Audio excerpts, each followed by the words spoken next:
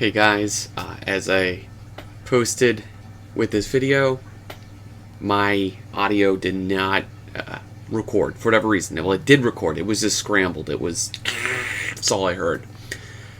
So I'm gonna I'm gonna run through all the I'm gonna just give my 2 cents. What I said during the thing. The audio is edited out, so you're going to get Adam and Jessica's feedback. Audio the whole video while I do the drawing.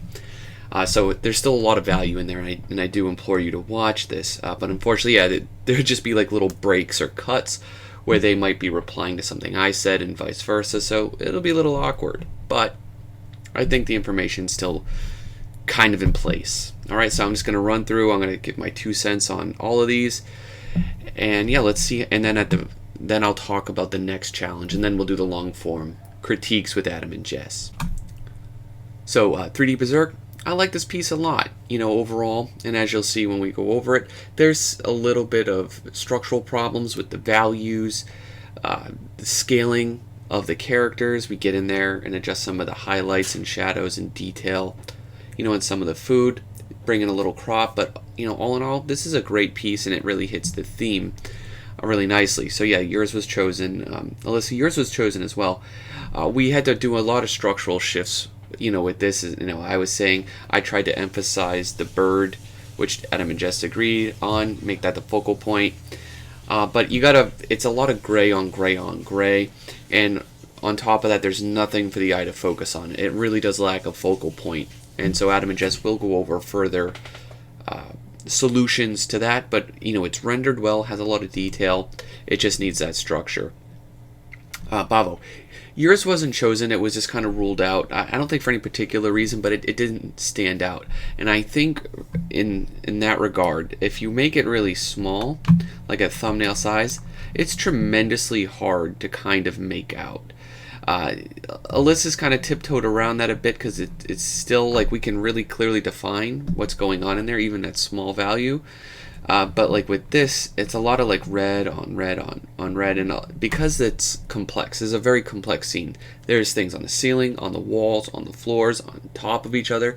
It's just too hard to read, and it's hard to, like, I can't tell at this level of zoom on my screen that there's even a character, in the shot back there. So it kind of just misses the mark, structurally for too many reasons. You've already, you obviously have talent, but you got to work on grouping and simplification that really speak, what your image has to say. So, I definitely hope you try back again. But yeah, it's a fun piece. Being we chose yours, we all like this one a lot. It has a lot of character. I got into a thing that got edited out about it treads a weird line in some instances between drawing and a painting, and yes, of course, illustrations do feature both techniques, prominently, of course, depending on the styles and the types of artists you look at. But sometimes with this, it doesn't feel like, does it want to draw it or does it want to paint it? And there's minor inconsistencies as well as issues with the value structure that you will see we go in and try to adjust. Hey, Camelius, again, thank you for your submission. I honestly like the theme. This is super dark. It's creepy. I like the vibes, but it was just kind of ruled out. I don't think for any particular reason. It does have a very, very unpolished look to it. You have like clear enough shapes and edges, but like internally, it's completely like just sketched. There's no real clean or clear articulation. Are these like robots? Are they slaves? Like, are they wearing helmets? It needs to be resolved. We'll leave it at that. The idea is great. The composition mostly works. You have a lot of tangents going on over here. The lighting is interesting, but the materials and the painting of it just feels like globs and globs and globs of paint with very little control. Claire Bears, yours is great. Yours was selected, particularly by Jess. She really liked it. And I agree with everything Adam and Jess said about this, and I was trying to fix it. But, yours made it into the next stage anyway, so yeah, it's great. A Creative Faye. Curbside King. I actually adore this take on the challenge. Like, that's super creative, and I dig that a lot. Unfortunately, it wasn't chosen. It's still like it's a bit too rough on the edges. Getting inconsistencies with the painting and the drawing. It comes off, it doesn't do a painting well and it doesn't do a drawing well. And it's treading that line, all the time in between. Okay, it's drawn here, it's painted here, it's, painted here, it's drawn here. But again, it's not doing either or very, very well. I would try focusing on making a really damn good drawing, or focus on just making, working on your painting skills, so that one or the other can eventually take over and dominate, your creative side here. Hey, Crunchy Nut. This is really interesting. We didn't pick it. I would say, for you, I think what you got to work on is a little bit of these compositional elements. There's clearly a bunch of wolves, and this is like a meat house, but contextually, it's still a bit unclear. Is a bear? Is this a wolf? Are these good guys? Are they bad guys? The creativity is here, but it does lack that structure and execution of it. A lot of this it needs more contrast.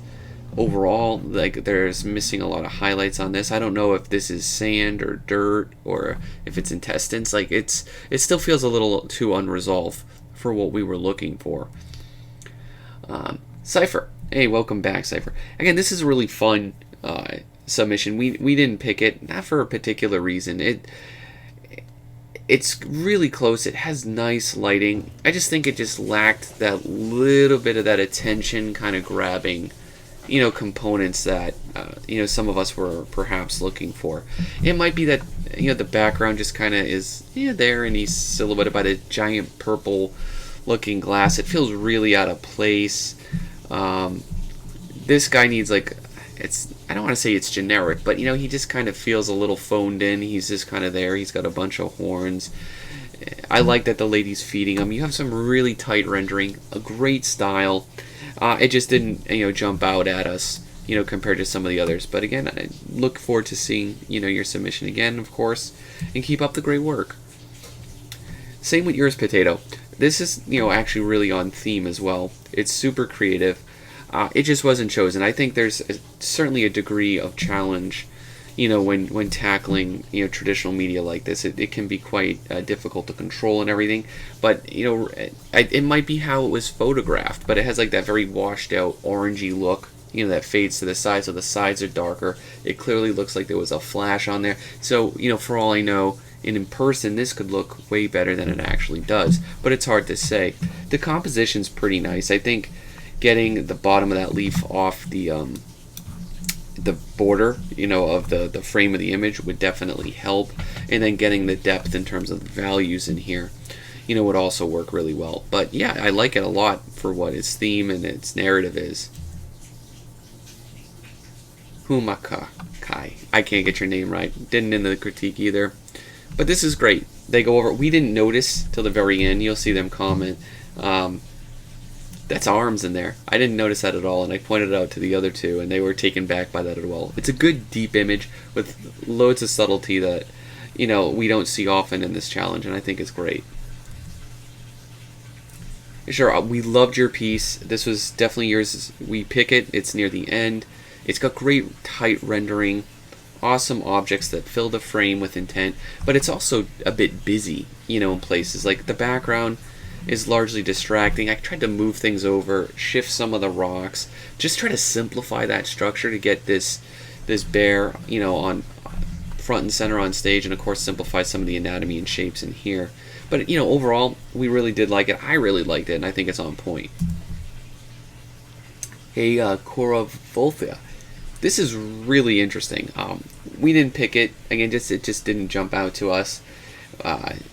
It seemed just much, like a little too forced horror and stuff compared to, like, a king and a feast. He's got stuff going on. It's very grotesque, and that's fine. It just wasn't exactly what we were particularly looking for on this challenge. I would say in the future, watch your framing. You have a very square composition, but like half the characters just arbitrarily chopped out, on the left side here. The anatomy on the arm definitely feels weird.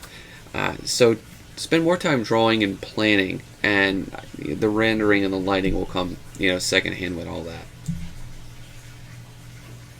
Lamatellis. Again, I probably butchered your name. This is good. It wasn't chosen, and not for a particular reason. Not all of them are. I think it's heading in the right direction. It's definitely an interesting piece for sure, with a cool design in it. It's hard to say what the narrative is going on, and I think that's part of it. It's like, I don't know, if this is clearly the king figure, but it's like, what's his relationship, with the figures? They definitely don't seem like they're enemies, but they're feeding it this weird eye creature. It is, parts of it feels like it gets too weird for weird's sake, when some of these elements, the way you stage them, the way you frame them, should play into that narrative, as a whole. And as a consistency thing, watch your execution of how you do this. Like, it's too kind of, it feels weird, like there's like this dense photo texture that's blurred, in the background, that feels way too warm. Like, it doesn't fit like it's in the scene, enough. And then there's no shadowing on like the ground back here from where that canyon is, where that light, like that. There's just some weird compositional elements with it. The drawing right here, I think, is working, a lot better. And then somewhere in the subsequent maybe it's because I can't see some of it, but I think this works a lot better without this canyon shape right there. This is great. We like this. Sorry, I can't say that name. It won't work, but I love it. Got great structure, great style. We kind of tweak and move things around. I thought maybe this main figure should probably, be tilted, getting hoisted, kind of like he should be where that raccoon is. Maybe even moved over a little bit to really improve it. But yeah, this is fantastic. You're gonna simplify a little bit of that noise. It gets a little flat in areas, but I absolutely adore this. It was one of my favorites. This one, I do not know what to say about this, if I'm being straight with you. This is just like, it's super quirky. It's kind of weird. It feels like it misses the mark. Like, a feast for the king. It's like, okay, you got a king here. You got a giant baby ogre thing with a cape. Again, thematically, it just kind of wasn't what we were looking for. I think it's great. You got to practice a few things, though. Your composition's kind of a little all over the place. You got very noisy clouds that, attract way too much attention. You have a tangent with the head and the hill here, and the armor looks like it's plastic and white rather than like shiny or rusted and metal. You got to work on your materials, all right? But it's interesting. It's an interesting piece. I'll leave it at that. This is great, Rickard. I saw your comment on Instagram today. Cheers, man. This is great. We got to shift some things around. There's definitely elements, as I mentioned, down below that work better. You got to simplify this background, bring some structure to it, and get the form, of course, to read on that tree. And that's what I go to paint over. A Scarlet Force. Again, this kind of falls into that realm of some of the other ones. It wasn't chosen for one specific reason. It just kind of, it's there, and it doesn't do anything extraordinary, I would say, to kind of really capture our imagination or attention. So it's like a lot of art does in many of these situations. It just kind of gets pushed to the side by more dominating pieces. With that said, don't stop entering these. You definitely should continue to do it. The lighting is a little flat. The coloring and the brushwork is a little muddy and chunky in places. But the overall composition's fine. I think it's just the rendering and the painting and how you chose to light it that you could certainly continue to work on. Seal? How you doing, Seal? Again, it's just one of those things that I think the composition's fine, right, for what this is, but we didn't pick this one in particular because I think I don't know, it has the elements we wanted, but I guess we kind of just wanted to see like a bit more of that table and people serving that king and stuff. It's just for the same reason. It just got pushed aside by these other images that were really kind of capturing our imagination a little bit more. Part of it may be that it is just a little more one-dimensional, that there isn't a big narrative to it. It's just a guy or a monster here slamming that chicken around, and we get it, right? He's eating. So we wanted to see like maybe a little more creativity in the delivery of that message, but yeah, it's good. Keep up. You got to work on the materials as well, the metals and the gold on the crowns. It all feels very flat and very matte. Jefferson. How are you doing, Jefferson? I did not know what to say about this, and judging from the reaction of the other two, they didn't either. It is falling into that weird and quirky category. It's certainly interesting, but I mean, it is, and it's got some stuff going on. You got nice planned lighting. The composition's great. I don't know. It's just, it does feel how it's presented like it definitely needs some more work. Like you intended to put a lot more rendering, bringing some of the either the materials or the textures up, and then fine tuning, the lighting and the forms on it. But it's an interesting piece. I wouldn't mind seeing more where this comes from. Tara. Now this is bombastic, right? Again, it's just one of those that we got Candy in the Clouds, we got the Broccoli King, right? That's a broccoli. This is filled of imagination and wonder, and for that I adore it. But again, the coloring is what hurts this the most. A lot of this is just blasted out of control. You're gonna want to get references on the materials, these textures, and balance that compositionally with your value structure. Like this could have been, for me personally, I can't speak for the other two, a legit serious contender here for my favorite if the rendering was as strong as the idea. Thomas, we pick yours. It's got a load of structural problems, as we'll get into, but I love the idea. I love the croc. I mentioned you got to chop him away. This foreground guy, it doesn't work. Recenter a little bit of that and work. Over exaggerate the expressions on those sheep and that killer croc. They'll definitely help. Watch the colors; they get a little too washed out up here on a lot of that, and then of course a lot of the values need to get simplified. Toby, how you doing, man? I actually like this a lot, but again, for no particular, we didn't pick it for like a specific reason. It just kind of, I don't know, it fell a little bit to the wayside in this one. You have great vivid colors, legit rendering going on as you usually do. I don't know. For me, if I can't speak for the other two. I say, just for my personal taste, and which unfortunately that's what some of these things come down to, it gets a little too weird for weirdness sake. I was looking for something a little bit more grounded and reeled in, but I mean, don't let my opinion stop you in continuing to push this stuff. The creativity here is on a level I barely ever can achieve, and I think it's legit for that. Genuinely, really cool. I think it was just like, again, you have like all these weird kind of creatures that kind of surround it. They're overlapping in a little bit of a weird way with them surrounding this, but it's really hard to pull apart that narrative and to understand these relationships. And I really think that's what it kind of came down to for a lot of us. Tiberius. This is legit. You brought the crown. This is kind of terrifying as well as it is creative, but again, it has a very kind of clunky, haphazard, unfinished look to it. Again, there are parts of it that are drawn, parts of it that seem photo bashed, parts of it that are painted.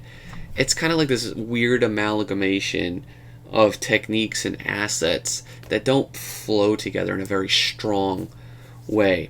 And I think if it had been a bit more unified, with a proper coat of paint and lighting and everything, I think it could have really sold this idea. The composition's great. I'm on board. I don't think it necessarily needs the mountains in the back. It'd just be as good of an image without that. It's just kind of, again, the delivery of the idea that got really overshadowed by more technically sound images. Wacky, this didn't get chosen for a few reasons. The first, it does feel too unfinished, like very kind of weird hatchy rending with the brushwork. Nothing feels like it was tightened up or polished at all. But it's also, again, not that it's weird for weirdness sake, but it's hard to, I would never imagine that, okay, that's a king and there's something celebrative about a feast here. It's just like we have a weird background with a weird creature and a cloak guy. Nothing's really expressing a narrative or trying to say anything, more than that. So it's just like, yeah, and it's all, again, the lighting and if this was technically well done, we couldn't ignore it.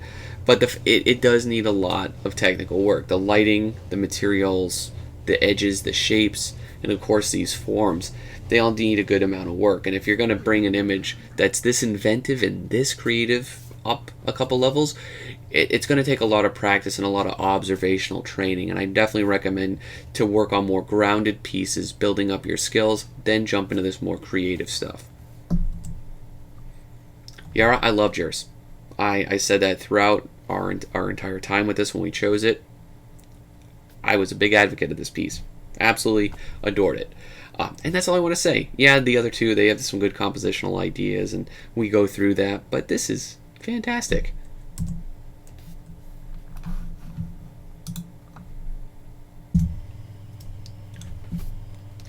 Hey folks, so the next challenge is going to be due October 20th, or thereabouts. The Lone Survivor of Monster Tower. Alright, so you can get creative with that, decide who's that survivor, what that tower looks like. You could make numerous types of towers. It could be a literal physical tower that's made up of a monster. It could be more man-made. It could be on a cliff. It could be in a forest. It could be on a castle. You could choose. You could choose all these things. You could choose what the monster looks like. But put those three elements together. Show some kind of contextual designs or illustrations. Either or is fine. Alright? Looking forward to seeing them. And do take care. Have a happy Halloween. Because we're kind of already at that season. Oh yeah, the topic is what's the subject again? It's Feast for King. Feast for King. All right. Yeah. Huh, look at this. Look. Yeah. It has a Sekiro feel to it. Right at the beginning of Sekiro, when it goes to this thing, it kind of has that same. It looks like that chamber there. I love that. This is storytelling in this is stellar. Look at this. Yeah, and even like the character design and the environment design, like they're both really interesting. Like with the little masks hanging behind him, like different faces, and it's really well thought out. Yeah, well designed. The contrasty hands and the fingertips. Now, go ahead, Jessica. Sorry. Oh, sorry. I was just gonna say the thing that stands out to me as being like out of place or not as well designed would be the figure in the corner, the crouching figure with the pipe. He doesn't seem as fully realized as the other things in the piece, and he almost seems distracting the way that he's kind of like pushed into the corner but tangenting like underneath the other character. Yeah. So he's drawing a lot of not good attention to himself. Yeah.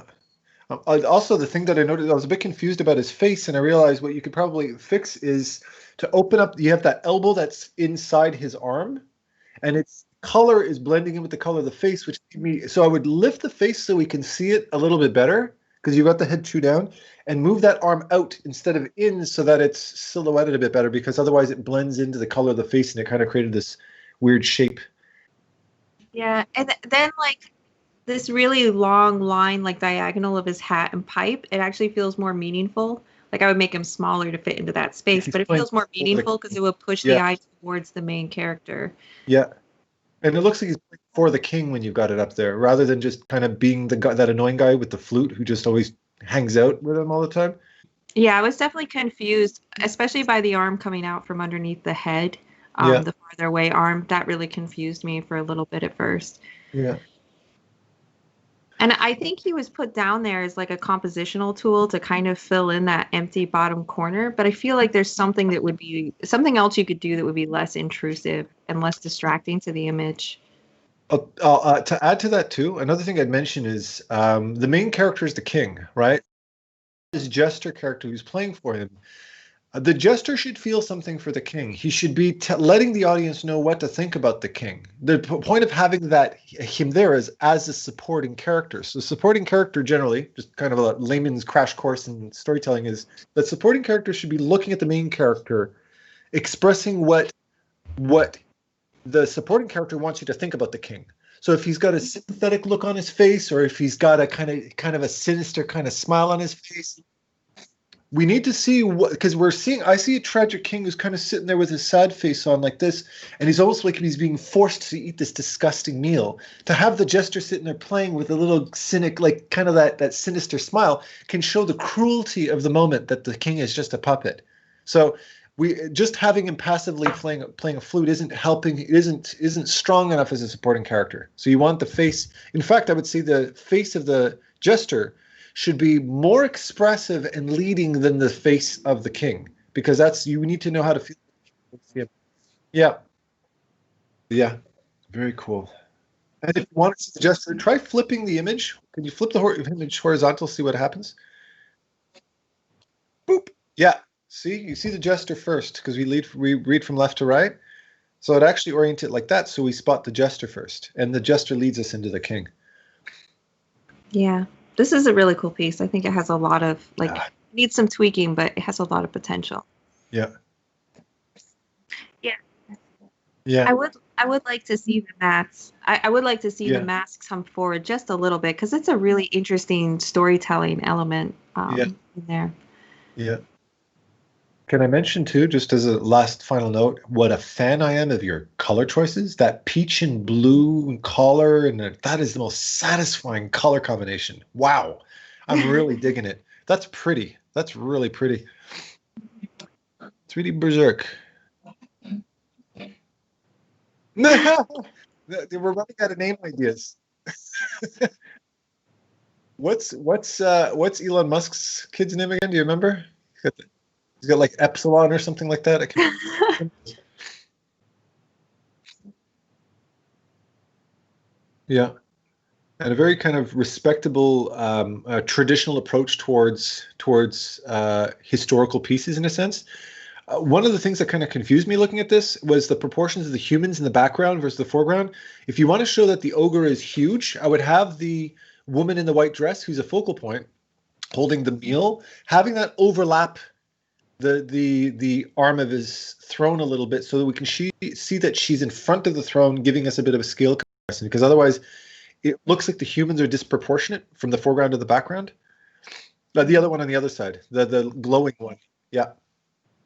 Because she's the one you're going to notice more, right? So just... Yeah.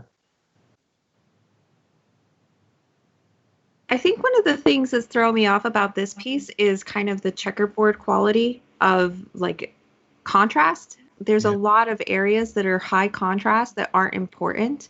Yeah. And then I'm getting kind of like lots of different spots are yelling for attention rather than like coordinating to move your eye through the piece. Yeah. So like a lot of the food on the table is getting a lot of attention because it's very bright against a dark background. And even higher contrast than the king in the background, which is supposed to be the focal point. And so what's ending up happening is you spend more time looking at the food and jumping around at the figures in the room than you do looking at the king on the throne. So that needs to be balanced a little better.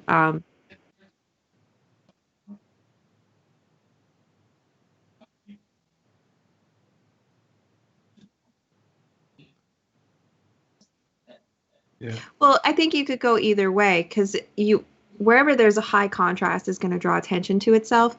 So right now you have a lot of contrast on the windows, the figures in the foreground, and the food, but not a lot of contrast on the main character. Yeah. So you want to either bring the foreground into darkness or lightness and knock back the other value, and then push those values into the background. Yeah, absolutely. You know, Mm-hmm.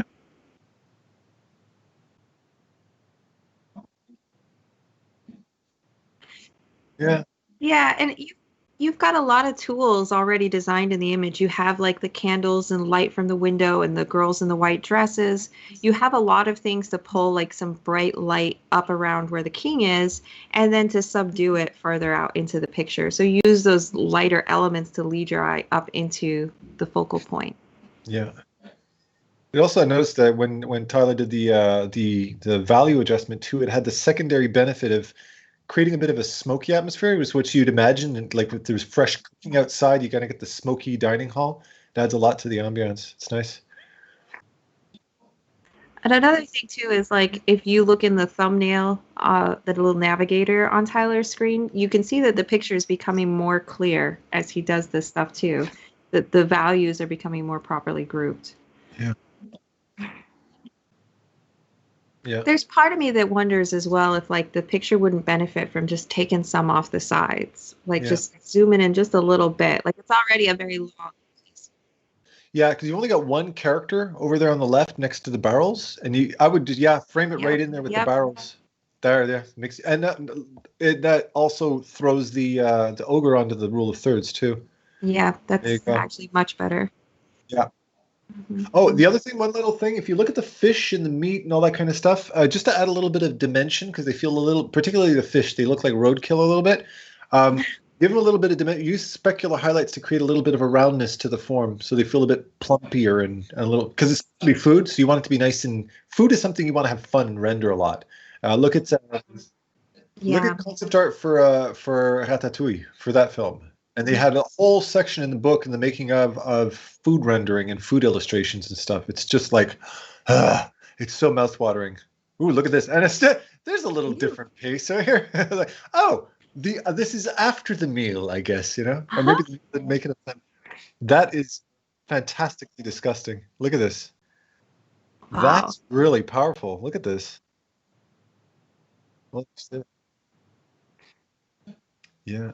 I think Carlo Ortiz did a piece that kind of has that undead meal thing too, but this takes it narratively to a whole different level. It really I love your unapologetically disgusting, grotesque side of things. The rotting meat, the flesh decayed, the flies.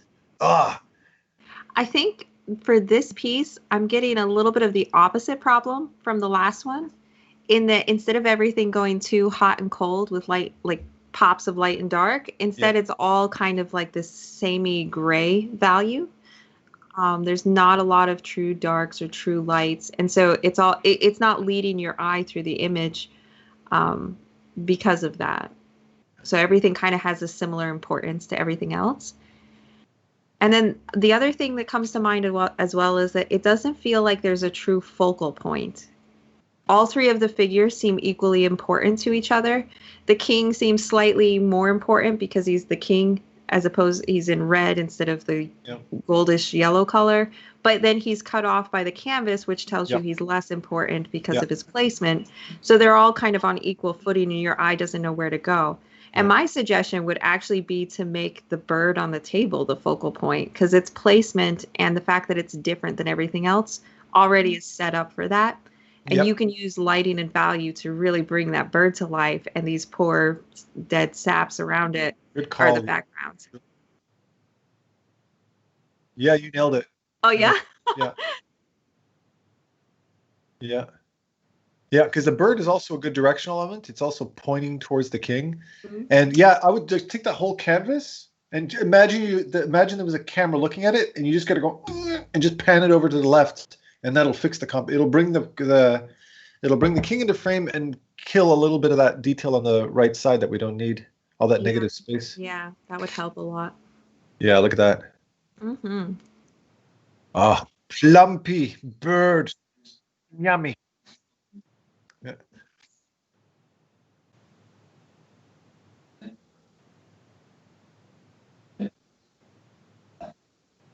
Very satisfying. Yeah. It has so much more drama and impact now than it did before. There's like a story here. It's about the bird. It's about these people that died eating it, as opposed to before. It just kind of felt like this flat tapestry that you had trouble digging into. Yeah. You know what this is doing too? What Tyler did is creating a perfect opportunity to create underlighting, like the bounce light hitting off of all the king and everything like that. Yeah.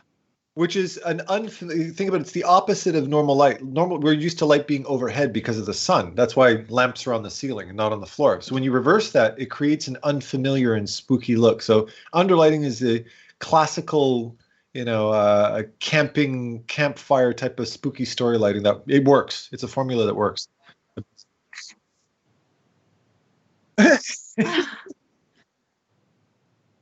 Oh, I can talk all right. I can.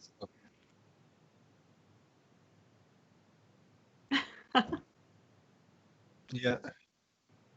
And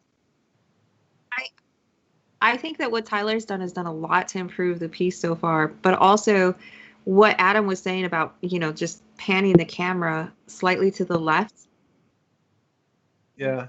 But then what will end up happening is you'll have the bird that'll be the focal point. That's like the president of the piece. And then the king, when he's not cut off by the edge of the canvas, will become the second focal point. He'll become like the vice president. And so you'll have like this like hierarchy of interest throughout the piece rather than like having everything on equal importance. Yeah.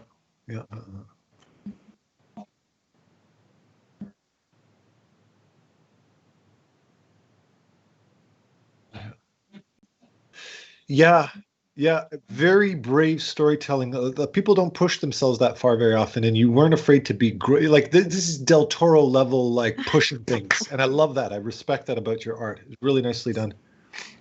This is cool. Oh wow! Can I mention something I noticed just after looking at some of your characters, particularly the foreground rooster and the fox up on the top left, is how expressive you are with mouths. I've never seen somebody be that express. Like you really captured character in all the mouths of these creatures, and just the way you were approaching it is very neat. I love that. All of their mouths are very expressive. Yeah.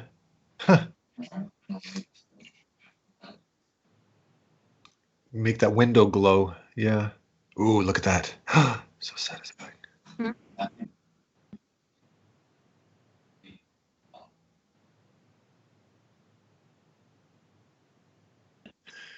Yeah. The other thing too is something I've noticed you always catch this in art. You've caught this in some of my paintings too, Tyler. Is but I'm not offended by the warmth of this image. Very often, a predominantly warm image like this will make me go, "Ooh, it's a bit heavy." But what do you think about maybe cooling off some of the tones to create a little bit more balance? What do you think? I don't know. I'm on the fence about that one. That was kind of what I was thinking too, is like when he first started on the piece, like as it was in the beginning, it was like all orange. And like it's a great opportunity to just push like the purples into the shadows and blues into the shadows to make that orange actually feel vibrant and warm and alive, as opposed to just like the color of the air. Yeah. And I think one thing, and this is kind of nitpicky, but you have such a consistent approach to the whole piece, which is one of the things that's really nice about it. It's just the consistency throughout the piece and like style and the way that you designed and rendered things, except for the main character's face.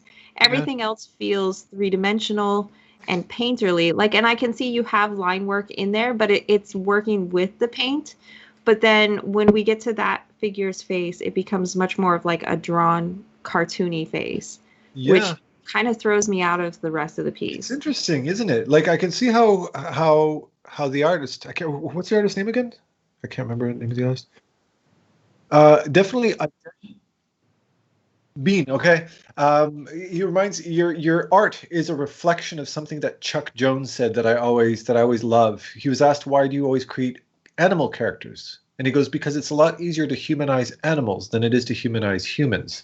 And he said that when I look at your art, I can see that you identify with animals a lot more than people, because your animals all have very strong character. And like I love my personal favorite character in this whole piece is the fox that Tyler's highlighting right now. Yeah, I love that fox. That's a strong character. I see if you could take that same carefree kind of exploration type of design approach and apply that to your human character as well, because your human character should have that strength. Even though he's human, I think you're over humanizing your humans, and you should free up a little more. Yeah, yeah, sure. Because that fox, I keep looking at the fox all the time. It's the most satisfying part of the painting.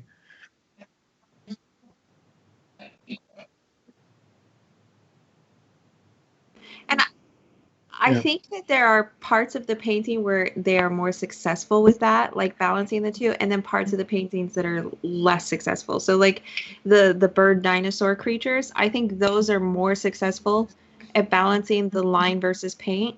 But I think like the human figure character and like even like the food in the center of the table, like those push much further into just line territory instead of painterly territory. And so it throws it off a little bit. So yeah, and I think also it's like at some point it's about making a decision. Like the fish on the plate in the middle of the table look really nice, but then so do the bird dinosaurs. Yeah. But you kind of have to choose which one is like what what technique are you going to use when doing the painting and make it consistent throughout the whole piece. You really got us talking. Well done. There's a lot to say about that piece. No, apparently not. Apparently I do. I have the gift of the gab, so I've told. Ooh, look at this. Holy, this is like, this is a feast. Awesome. Wow.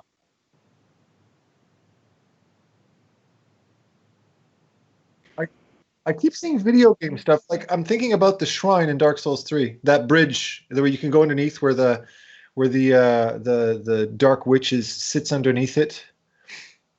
Yeah, Carla, I think her name is, or something like that. It totally makes me think of the bridge to the blacksmith in the shrine in Dark Souls 3. Totally makes me think of that. But there's so much going on here. This is really exciting. I think. Yeah, I think I just love all the little pieces in this painting. It's just so well done. The problem is it's like almost like there's no like everything is super detailed. There's no rest in the image, and there's nothing like guiding the eye. I mean, that like those directional lines of the trees that you're outlining and stuff are fantastic for pushing the eye towards this monstrous king in the middle. Yeah. But he almost gets lost in all the noise around him. Yeah. And there's part of me that just like it's got to be subtle, but I just want to see like the focal points become the focal points a little more clearly, and some of the noise get dialed back. Yeah. Yeah. One of the things I noticed is just how you've placed a lot of these trolls around the scene. They're very scattered, so there's no priority to them, and they're kind of like this even speckling of trolls everywhere. And what might strengthen the piece and help to direct it a little bit more, but still keep that sense of clutter. That it's a clutter of trolls, like you're in a troll's cave where they're just swarming the place, is to group them up a little bit more and have like a group here, a group here, a group here. And that allows you it simplifies the process of figuring it out and creates something that's a little bit less distracting. And that way you can put a little bit more emphasis. I'd also say we need to isolate the boy a bit better, separate him. Yeah. And the king, I would highlight the king because his head, the darkness of his head gets blended right into what's behind it. So him, the main focal point, is a bit lost. I'd even scale him slightly because I think that he's objectively a little bit too close to the rest of everybody else. I would scale him up to give him a bit more prominence. Yeah, I find my eye really wants him to just pop just a little bit more. Like he's kind of the heart of the whole piece, and I just he kind of gets lost in all this other beautiful painting. Yeah, it's just yeah. You know what else one of the things that an overlooked, important, and satisfying part of this painting is his big feet underneath the bridge. Yeah. I didn't even notice till now. I'm like, God, those are cute feet. You want to silhouette them and throw a little bit of light on them so we can spot them, because those feet it shows that it's actually sitting through it. Yeah. Yeah. There you go. And I would even go so far as to like that like beady red eye that he has, like to really punch that, and maybe some of the highlight behind his head to just really punch it, and just to bring attention to him and pull him out of this like din of everything around him. Yeah. Oh, here's another thing too you could do. I'm pretty sure this is an artist you know extremely well, just judging by the story itself, Brian Froud. And if you look at a lot of, I have books by Brian Froud right here, like Fairies, for instance. And if you look at this, you won't see it in the video. It's too small. But every one of his trolls all have a very unique silhouette. So big noses, small noses, big pointy ears, little floppy ears, round ears. And I'm looking at a whole page of trolls here. And they all have their own unique identity. These trolls, they're all very samey. Like they're all kind of forged out of the same mold. Just in little subtle things like the size of the ears or the size of the nose, and give them a little uniqueness, and it helps to show that we're in a real community rather than just a pit full of the same thing, right? So a little tip there. But check out Brian Froud's work. Yeah. It'll definitely inspire. And this is a suggestion, and I'm not even sure it's a good suggestion, but there's something about the boy in the cage my eye keeps going back to in a way that he's not blending with the rest of the image. Yeah. And I do like you have him on. It feels like you followed all the rules, but it's just not clicking for some reason. Like he's on the third line. You have the main figure over here with all the detail, but there's something about him like it almost feels like two separate paintings, like this Yep. goblin horde on the one side and the boy on the other side. And I'm thinking about how you might be able to integrate him a little better. And one of the things I noticed is just what a strong vertical shape he is compared to all of these dynamic angles. And I Yeah. almost wonder if you were to like tilt him and break up some of those strong vertical shapes, like maybe the cage is like diagonal. So Yeah. he's like tilted to the side. So it follows more of like the direction of those trees, maybe not as extreme, but so he feels more of like an environmental shape that's already in the scene rather Yeah. than like this distinct vertical shape that countermands all Yeah. the other shape language. Well, you might not notice this. It's hard to spot. It's hard to spot this, but if you look at the bottom of the cage, he's actually being carried. There's Yeah. hands gripping it. What I would do is, like Jessica had said, bring him into the shot, make him more part of it, and show those hands. Show the trolls actually. Show that the fact that he's being carried, in light of what Jessica's saying, have them carrying it a little bit sloppily. So it's Yeah. tipping over a little bit. Maybe the boy's trying to counterbalance it by leaning against one side of it to show that they're kind of like going, here you go. And they're just throwing it on. They're not being careful with it, right? Yeah. It Yeah. shows And they don't give a shit that he's a boy. He's the next meal. So they're just going to throw him on the platter with everything else, right? yeah. Oh, there's one troll. I'm just noticing the theme. The trolls are bringing food or bringing gifts to the king. And the boy just happens to be one of those gifts. Mhm. I get that now. Okay, cool.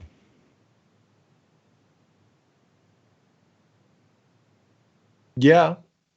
Yeah, like I think if you made him smaller and brought him like closer to the bridge, it would actually help the piece a lot because right now he's kind of competing with the whole rest of the painting. Yeah. So, yeah, bring him closer to the bridge. And like also you could show like right now you just have the hands on the bottom. Like maybe you have an arm coming in from the side of the canvas that's holding it up as it's like tilted. Yeah. So it creates a more dynamic story there. Yeah, this is gorgeous. Can I tell you something else? I look particularly some of those trolls, like the one on the far right bottom corner with the crooked nose. That unique identity has done more than just given him a look. It's given him a voice. And he's got that tilted that gives him a bit of a posh type of thing. You can picture him being very pompous, very, he's got that older, wiser kind of tolerant, and that I like that. That's very Jim Henson. Jim Henson would create a character or he would create a character based off of voice very often. He would let the voice guide the design. And you're in that realm, man. You've got some pretty brilliant stuff going.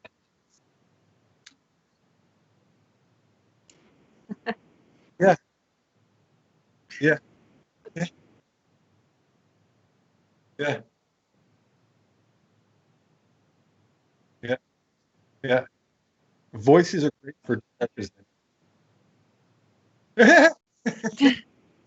It's You true. guys, he was showing us his Ghost of Tsushima hat. That was pretty awesome. Yeah. Oh, there it is. That is dope. Where did you get that? I want to get one. That looks so cool.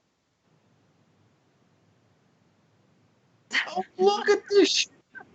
Oh, you look at that. I gotta put some money where his mouth is. Yeah. Also, great props for reference material, Yeah. You need a reference photo, you got all the props.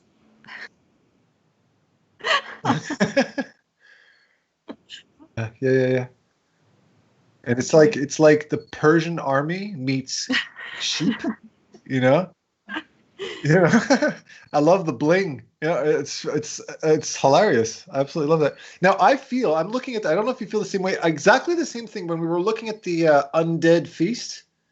I have the same impression. I feel like taking that entire composition and shifting it over to the right to get the foreground sheep into frame, and we can eliminate some of the left of that frame that isn't really serving any purpose. It feels like the camera missed the shot a little bit. And it's also that sheep in the corner is extremely distracting. Yeah. The way that it's cropped right now and the way that it's the largest thing in the image. It feels like he's like photobombing the shot. Yeah. Like, yeah.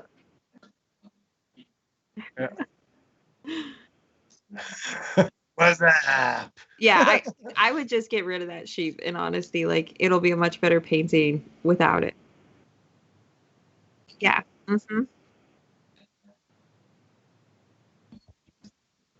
As well, that sheep is in the foreground. We're supposed to get the impression that these sheep are pinned to a post and they're about to get eaten. And that foreground sheep should be the one. If we see a face that close, that should be the most expressive one, showing the panic of, oh no. But he's just kind of sitting there passively looking at the thing, kind of like going, oh no, we are going to die. You know?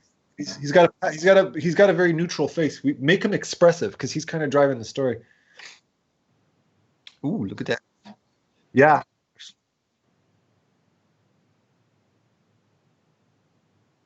Yeah, even that side where you got rid of the sheep, like I would even possibly have that go into like a distance instead Yeah. of having like more cliff face. Like you could have it so like this is like a rock thing coming down and then that like goes off to the distance or something. Yeah. All right. Yeah, and it ends up like a checkerboard. That was always a phrase that helped me when I was trying to understand value structure, was just to avoid a checkerboard of values. You don't want it to be black, white, black, white, black, white, because it Yep. becomes noisy and the eye can't follow that. So you want to think about ways to group it so you only have, like a few distinct dark and light shapes. Yeah. Yeah. And I'm looking at your reference photos, and you have like this girl standing in front of like a big dark opening as one of your inspirations or reference. And like there's so much impact from that big dark shape framing the light shape. And you have the setup here to do something similar, but you haven't actually utilized Yeah. that, like the ability to frame that croc in like darkness. Yeah. I would, for anybody listening, by the way, just as a little quick side note, if you go to the Muddy Colors website and look up Muddy Colors edges, and there's a really good article written by Greg Manchess, the artist Greg Manchess, about edges. And if you scroll down, you're going to see a picture of, it looks like a floating man. He's wearing a white shirt and he's just kind of floating, kind of a faceless guy. And he talks about repeating edges. And it's very much what Jessica and Tyler are talking about here about repeating edges draw attention to themselves, aka the high contrast rocks. And you do that as a deliberate gesture to draw attention to something. So by neutralizing all of those edges, all of those dark light, the checkerboard effect, you're basically making it a face of rock rather than something you want people to be staring at. But that way people will be more drawn towards the active part in the middle. Just wanted to throw that in there. Yeah. Yeah. Yeah. And the white sheep are actually darker than the leaves around them. Yeah. Another thing I would suggest is moving the sheep like to that empty side of the picture so that they're not like directly underneath the crocodile. The crocodile is like facing this direction, like his mouth is coming this direction. Now put the sheep over there, like he's going towards them. I actually have the crocodile looking down at them, like he's attacked, because he looks like he's looking out that way and they're running this way. And technically the crocodile would know where they are. He would be spotting them visually, right? So lowering his face. And also it's, like the arrangement of the canvas, you have everything important in the canvas in a direct line. And then like all the sides of the canvas don't have anything. So use that space to the sides to have more of the storytelling and direction. Yeah. Yeah. I think some of that might have to do with the fact that Thomas had probably used photo plates. Like he probably based this off a photo and might have sampled from the photograph, because the colors are not consistent from one element to the other, showing that they're probably taken from different lighting situations. So it created this inconsistency in it. Not necessarily a bad thing, by the way. It's not a crime to do that, but just make sure that you're maintaining consistent values and colors through that process. You want to tie it in together. You don't want it to look cut and pasty. Rutankar? Rutankar. This is cool. Rutankar Saha. Yeah. I'm thinking though, just looking at what Tyler's done so far, I think it's going to be easy to fix in this case. Like having things in the foreground that are a little bit more silhouetted, create a little bit more visual separation between foreground and background, throwing a little bit of light on the tree in the main focal point, which is the tree. Just silhouette those characters a little bit more instead of having them blend into the mounds of grass. Actually lift them out of the grass so we can see the shapes of these animals more. The tiger, for instance, is a good example. Yeah, those sometimes are very successful. Yeah, Yeah. I would have gone with the bottom right one. I think you nailed it there. Yeah, and you can see a little bit more of like the fact that we're in a chasm, which is very tree in the middle of a chasm. I think that's powerful, for sure. Yeah. Your dog is fighting a burglar right now while you're just. Ah, how old is she now? Get out of town. She was just born 2 days ago. How the hell is she 3? Get out of town. Yeah, it's Yeah, you're encroaching getting on a the lot of animals. you're getting a lot of shapes that are all kind of going in different directions and fighting each other. Like the shapes coming out of the tree versus the shapes at the top, like the two dark shapes are going in not complementary directions. Then you have the monkey on the elephant, which is kind of tangenting up into that branch coming out of the tree. Then it's not a complementary shape. Like the visual flow is all over the place. You've got all these shapes that are going different directions, and they're not sharing like a shape language. They're not communicating well with each other. You know what this is calling for, Tyler? One of your dabs of light that is shining on the face of that tree. Mhm. Just cutting across the face, do a nice big, and put big catch lights in the eyes. Make the eyes really pop and sparkle. That'd be really nice too. And then also like the creatures that are closer to the light, the three figures of animals right in Yeah. the middle. You could kind of use the light to frame them, but softly. Like don't give them a super sharp silhouette, but create this like really warm, intimate space of light between the tree, the face of the tree, and then these three figures up close to them, Yeah. so that they have. I don't know. You use the light to communicate more of like emotion and ambiance and atmosphere rather than just trying to define all these sharp shapes. Yeah. Yeah. And that kind of makes the main tree look like the queen tree, right? The other ones are kind of the fledglings, the little seedlings. I love the little fish on the platter with the X for eyes. It's Spy fantastic. versus spy style. I love it. I love it. I like the black. I like the organic burger, because he still has to take care of his health, even though he's a glutton. I think his smart move too is having that very strong top lighting matches his character nicely. It brings up the intensity of the character a little bit, which I think is cool. Really cool. I think the lighting on the servant on the right is a little bit too. There's not enough. None of. We're losing the shape a little bit there. Yeah. Yeah. One of the things I noticed about this one right off the bat is it feels like it's like the light is white and the shadows are black. We're not getting a lot of temperature shifting. Like we can't tell the temperature of the light. Is it a warm light? Is it a cool light? And it's kind of making the whole painting feel chalky. So if you choose that, like what color, what temperature is that light, and then it'll give the whole painting character around that. So like if you do what Tyler's doing, where it's a warm light, then that gives you a lot of room to push into like cool greens and stuff in the shadows. Yeah. So, and I think that'll help the painting to have a lot, because it's a very dynamic painting. There's a lot of bright colors. There's a lot of very sharp graphic shapes in here. You can give it a lot more pop when the colors feel more vibrant. I just noticed too on the platter, there's this little kind of like, looks like a kind of half human, half chicken thing with the apple in his mouth, and he looks like he's got a piece of celery sticking out of his ass.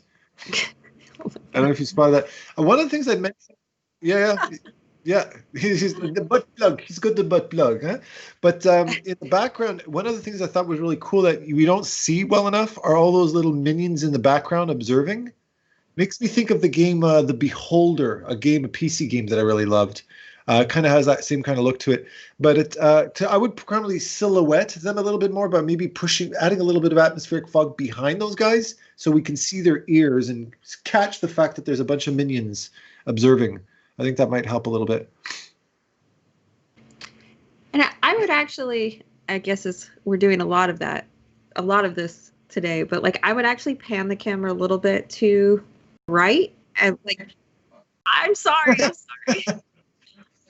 I'm trying to give you a lasso challenge. Jessica, go buy a camera. Come on, it's over.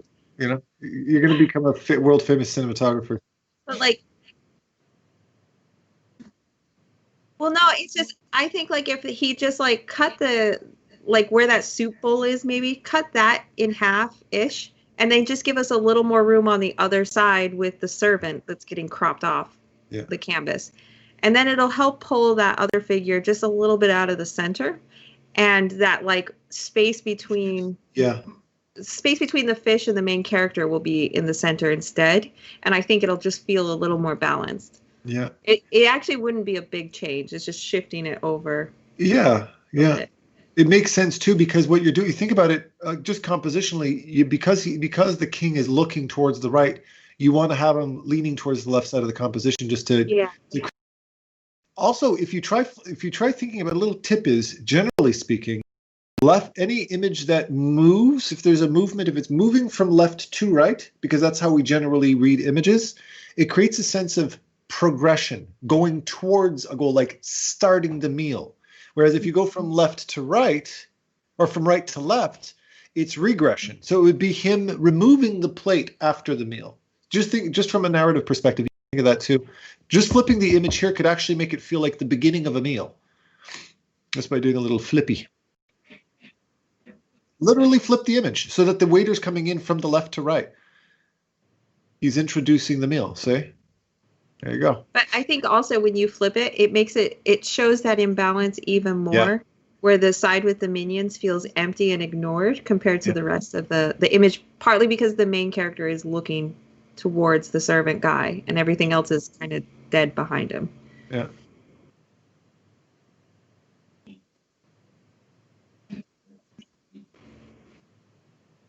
I would just crop the right. I would just crop about 2 inches off of the right and just add to the left, honestly. Because you don't need to have that many minions. You just have to have enough to say, oh, okay, there's guys back there. I get it, right? And maybe throw a couple in other areas behind the king or something like that. There you go. Yep. Perfect. And his dominant eye is his left eye in this. Right now, since we flipped it, his dominant eye is the left eye. You can center the left eye in the middle of the frame. It's a little bit of a photography trick. Photographers do that all the time. There you go. So you've got that. Yeah, it's fun. Yeah.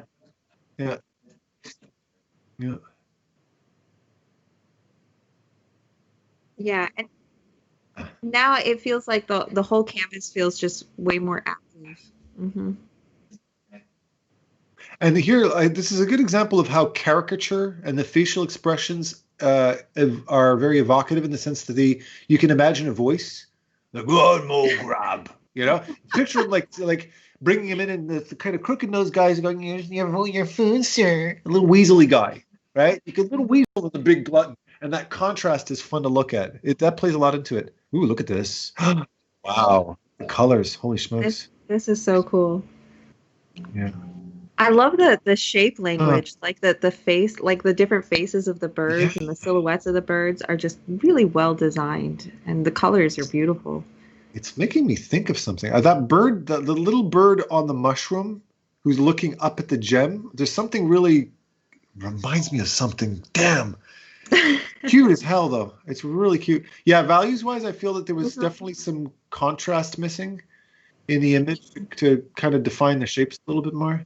Yeah, I feel like they were going for a very soft, subtle approach, but at some point you have to have a little bit of crunchiness. Something has to come into focus, and in this case, like everything is stayed so soft and so subtle. Yeah, like for instance, Jessica, I missed the fact that he had a blueberry in his mouth. I didn't catch that because it's blue on blue. Oh, That's okay. important. Yeah. Yeah. I I feel like I really want to see just a little more that bird in the foreground, the one closest to us. Like you just want to see a little bit more detail. You want Yeah. some amount of it being resolved more than it is, because it's very like all the big shapes are designed very well, but you just need like a few tinier details, tinier highlights and shadows, like some things that just give it a little more crunchiness, and I think it'll pop a lot more. Yeah. Crunchy. That's the word of the day. Crunchy. It's very dreamy and soft, but it just needs like a little bit of Yeah. crunchiness, like Yeah. highlight around the eye or like making that blueberry in the beak really pop out or things like that. Sorry for the noise. I'm gonna lift my desk just because I can't feel my butt anymore. Sorry if it's making any noise. Oh, that's better. All right. Yeah, his crown at the top too. The blonde on blonde background is kind of, we're losing that a little bit. Some kind of contrast behind the head and the crown to help show he's a king. You definitely maybe to bring some of that blue back into the background to create some contrast there. Yeah, yeah. So like lovely use of color too. Very nice. It's just objectively, it's a very satisfying image to look at. I really love that. Yeah, yeah, it was really well. Wow. That needs to be a video game character's name immediately. Holy smokes, look at this. This is really cool. Istranda. Yeah, it's an elvish name, an elven warrior's name. Come on, Istrandar. Yeah, absolutely. Yeah, you want them to frame and complement. You think about their shapes that are kind of subframing the character. So the other one is kind of just it's as if something fell over by accident, and we need to If you wanted to keep that form, I would move it outside more, so it's kind of creating more of a swooping gesture around this beast coming out in the middle, but not cutting right into him. If you flip the image, I'm pretty sure you're going to notice that it's going to really knock the balance of the piece off too.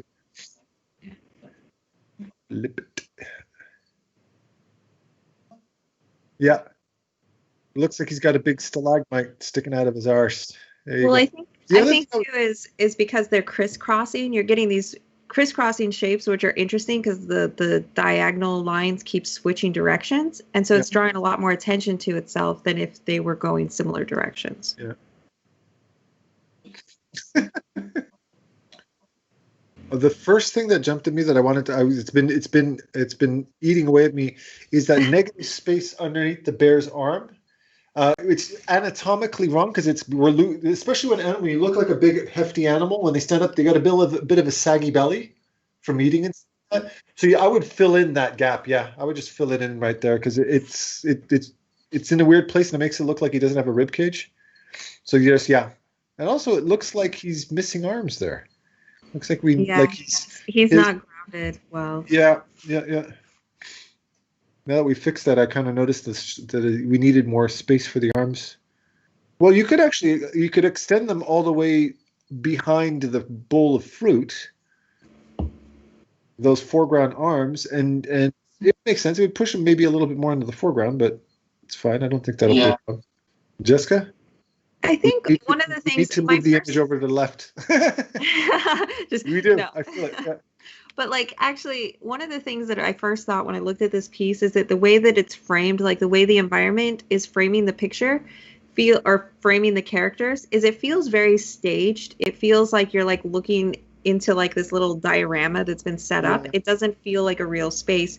And I think some of that has to do with like the way that there's the trees coming off on either side of him, but there's nothing behind him. It kind of like all blurs out. Or the way that you have, like these rocks that kind of like crisscross behind him, and then you have another thing crisscrossing off to the other side of him. So it feels like there's just like these props that have been placed in that really aren't paying attention to like visual flow or the way that like your eye is moving through the piece. Yeah. And so I would think about trying to design the landscape around him in a way that the landscape like moves your eye towards him and frames him nicely, rather than just trying to populate the scene with lots of little things around him. Yeah, good point. Yeah.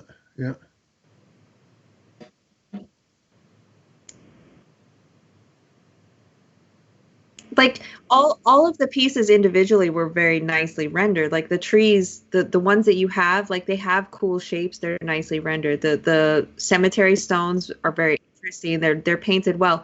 The crisscrossing like altar stones behind them were very well painted, but all of them feel distinct and separate from the composition. They don't feel like they're working together to Yeah, create a yeah, nice pattern. yeah. I think you labeled it because it was. I think all of us, we were all looking at this, going, every one of us, we all, when we first saw it, we went, our reaction was, wow, that's gorgeous. But there was this little like, what is it? What's going on with it? I think you kind of nailed it. It doesn't feel tied together in a natural way. It does feel a bit too contrived, right? Mhm. Yeah, I think you nailed it there. And that's tricky. That's it's like there's not necessarily like a one solution of like just put this here and it'll be better. It comes down to like how you design the image in the thumbnails, how you design like the big light and dark shapes moving the eye through the piece in the thumbnails, Yeah. and that'll translate into the final piece. Yeah. Uh-uh. Yeah. My God, I'm seduced by this rendering, though. I mean, holy smoke. Yeah, it's really beautifully painted.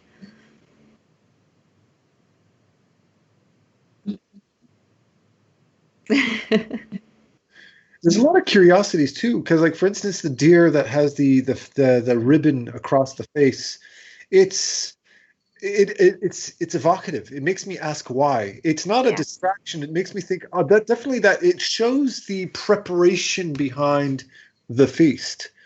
And I'm very curious, like it kind of gets me, I could build a story around something like that, which I think is really neat. Yeah, scale up those foreground things a little bit more. There you go. That'll frame it nicely. Oh, that's pretty. Oops. Yeah. Yeah. Yep. So Very yeah, cool. we've got a tough decision ahead of us, don't we? Jeez. Hey guys, so this was my pick. Again, it got edited out there, but yeah, I think this is just wonderful. It's so well crafted and imaginative. I can really just feel, that passion, flowing through this picture. Excellent job. Oh, I loved the creativeness of this one. I thought that the color palette was really beautiful and it just like was very internally consistent, just had a really nice sense of design and light. I just think it's a really well designed piece. Well, process of elimination. Obviously, I'm in love with this piece. There's just so much that works about it. The creativity, the originality, the rendering, the storytelling, the expressiveness. I mean, come on. That's the full package. Totally. Yeah.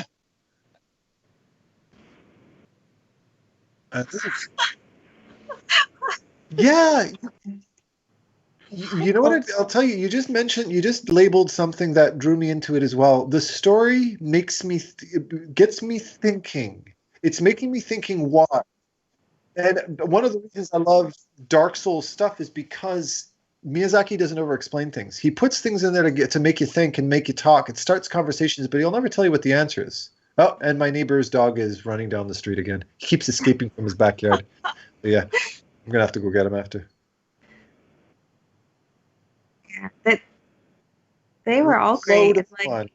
Yeah, yeah, like I had trouble choosing between these three, and they liked both of these three as well. So it ended up working out really nicely because they're yeah. just really cool pieces.